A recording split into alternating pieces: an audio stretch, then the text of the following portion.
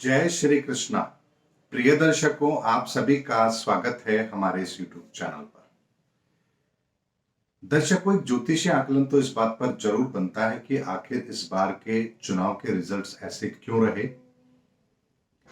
मैंने ग्रहों का आकलन आपको दिया था, रिजल्ट बिल्कुल उसके मुताबिक हैं, लेकिन इस बात को समझना बहुत जरूरी है क्योंकि यही पैटर्न आने वाले समय के अंदर ग्रहों का हमें बहुत जगह पर देखने को मिलेगा। क्योंकि ग्रहों का जो परिणाम देने का तरीका होता है वो एक तरह से सीक्वेंस होती है, यानी हमें एक पैटर्न को समझना पड़ता है कि ग्रह इस समय पर किस परिस्थिति में आकर के किस तरह का रिजल्ट दे रहे हैं। इसीलिए यदि हमें आने वाले भविष्य के अंदर जो घटनाएं घटित होंगी, यदि उसका आकलन सही करना है तो इस पर एक दृष्टिकोण तो हमें अपना तय जरूर करना पड़ेगा। दर्शकों, उसके लिए छोटा सा पैरामीटर मैं आप लोगों के सामने रखता हूं। मैंने आप लोगों से कहा था कि ग्रहण का साया है इस बार चुनाव पर, और 13 नवंबर तक समय बहुत ही खराब है। और आपने देखा कि हिमाचल के चुनाव 12 नवंबर को हुए थे। ऐसे में हिमाचल के अंदर आपने देखा है कि किस तरह की परिस्थिति बनी है।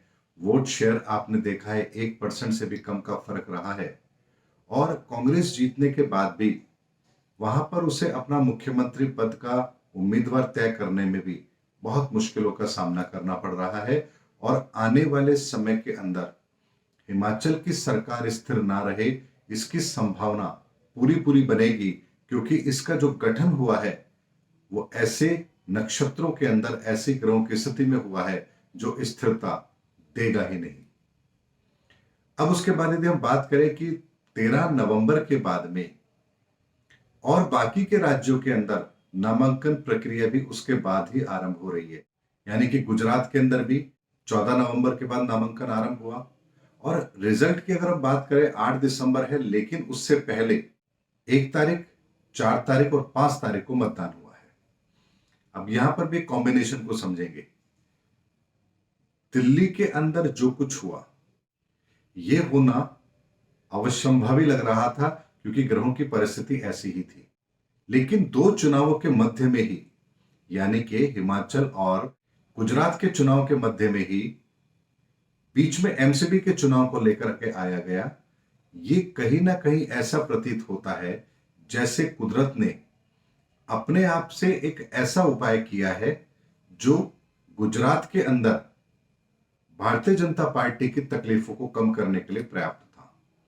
अगर मैं ज्योतिषीय आकलन के आधार पर यदि आपसे बात करूं तो कई बार ऐसा होता है कि जब आप कहीं जाते हैं, किसी से पूछते हैं कि मेरा समय कैसा है, और कोई कहता है कि आपका समय खराब है, तो आप ये भी पूछते हैं कि फिर इसका उपाय क्या है।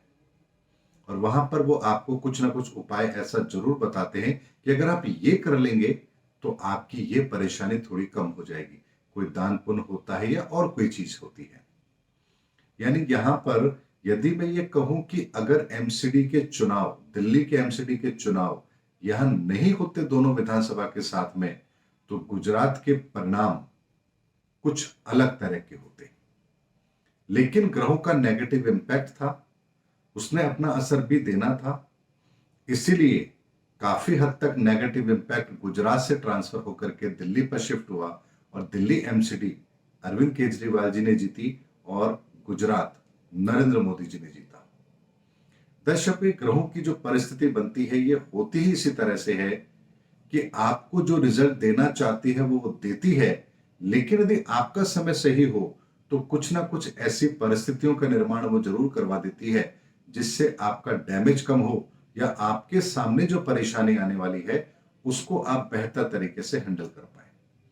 और यही कहावत कुछ इस समय पर 3 चुनाव के अंदर हुई है, जिसका जब मैंने पूरा डिटेल एनालिसिस किया है तो मेरे सामने जो रिजल्ट आए हैं वो ग्रहों की परिस्थिति के अनुसार आए हैं, और ग्रहों की परिस्थिति के अनुसार ही परिस्थितियों का निर्माण हुआ है, और उन परिस्थितियों के आधार पर ही इस तरह के विचित्र परिणाम हमने आते हुए देखे हैं। लेकिन दर्शकों, ये जो सरकार अभी गठित हो रही है, चाहे वो मैं आपके गुजरात की बात कहूं, चाहे हिमाचल की या दिल्ली की, इन सरकारों के गठन के साथ में ही अगले 2 माह भी बहुत कुछ हार्ड वर्क सरकारों के गठन के समय करने पड़ेंगे।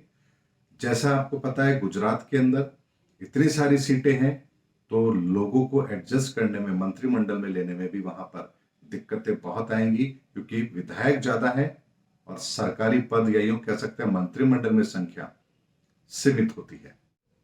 अगर मैं आपसे दिल्ली एमसीडी की बात करूं तो वहां भी मेयर को लेकर के अभी बहुत कुछ होना बाकी है, और हिमाचल के अंदर भी अभी कांग्रेस को बहुत ही सब्र के साथ काम लेना पड़ेगा।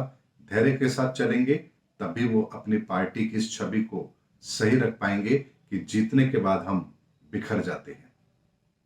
इसलिए दर्शकों, अभी मार्च के माह के बाद में फिर राजनीतिक घटनाक्रम बहुत तेजी से बदलेगा और कुछ राज्यों के अंदर बहुत बड़ी उठापटक होते हुए आप फिर देखेंगे, क्योंकि ये ग्रहों का जो निर्धारण हुआ है परिणामों का, ये आने वाले समय के अंदर कुछ इसी तरफ हमको लेकर के जाएगा। दर्शकों, परिणाम विचित्र थे, इसलिए इसका आकलन भी जरूरी था, क्योंकि ग्रहों का आकलन यदि ना किया जाए परिणामों के बाद में भी, तो हम दूरदर्शिता के साथ आने वाले समय के अंदर कौन सा ग्रह किस तरह के रिजल्ट लगातार देता आ रहा है, अगर ये हमारे नोटिस में ना हो तो उसकी प्रवृत्ति और उसकी प्रकृति को हम कहीं ना कहीं मिस करेंगे, और इसकी वजह से हमारे जो प्रिडिक्शंस होते हैं उनमें एक्यूरेसी नहीं आएगी यदि हम ये आकलन ना करें तो।